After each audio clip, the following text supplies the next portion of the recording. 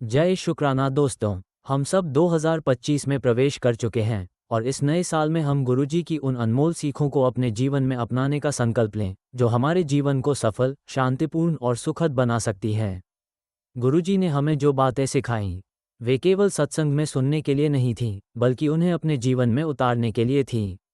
अगर हम इन बातों को समझ लें और अपनाएं, तो हमारी जिंदगी में सकारात्मक बदलाव आ सकता है। आज हम गुरुजी की उन महत्वपूर्ण शिक्षाओं के बारे में बात करेंगे जो हर भक्त को 2025 में ज़रूर अपनानी चाहिए।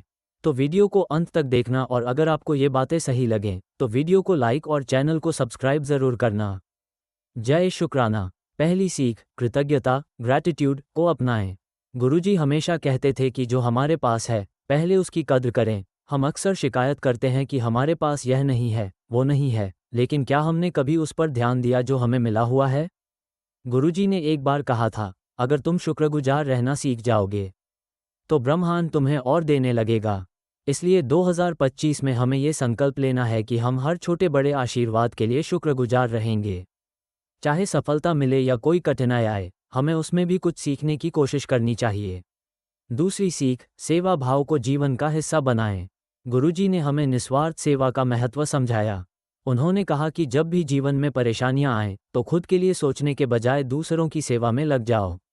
एक बार एक भक्त गुरुजी के पास आया और बोला, गुरुजी, मेरी जिंदगी में बहुत परेशानियां हैं, मैं क्या करूं?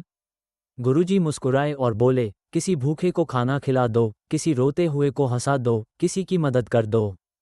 तुम्हारी परेशानियां छोटी लगने लगेंगी। तो 2025 में हमें ये प्रण लेना चाहिए कि जब भी समय मिले हम सेवा करें, चाहे वह किसी ज़रूरतमंद की मदद हो या किसी के चेहरे पर मुस्कान लाने का काम। तीसरी सीख, सच्चाई और ईमानदारी का मार्ग अपनाएं। गुरुजी ने हमेशा सच बोलने और ईमानदारी से जीवन जीने पर जोर दिया।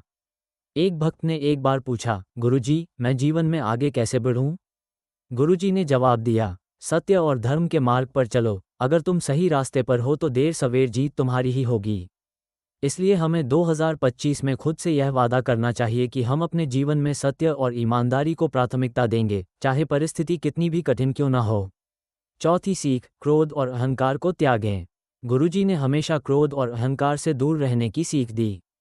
एक बार सत्संग में किसी ने पूछा, गुरुजी, क्रोध कैसे छोड़ा जाए? गुरुजी ने कहा, जब भी क्रोध आए उसे प्रेम से बदलने की कोशिश करो।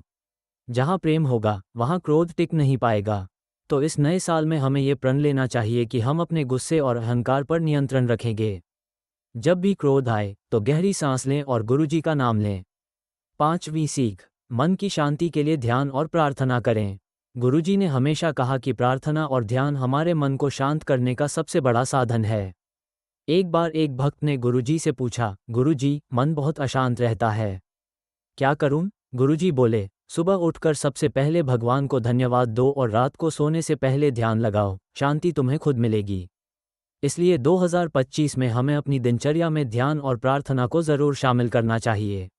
निष्कर्ष, तो दोस्तों, ये थी गुरुजी की वे 5 अनमोल बातें जिन्हें हमें 2025 में ज़रूर अपनाना चाहिए। कृतज्ञता को जीवन में उतारें, सेवा को प्राथमिकता दें, सत्य और ईमानदारी के मार्ग पर चलें, क्रोध और अहंकार को त्यागें, मन की शांति के लिए प्रार्थना और ध्यान करें।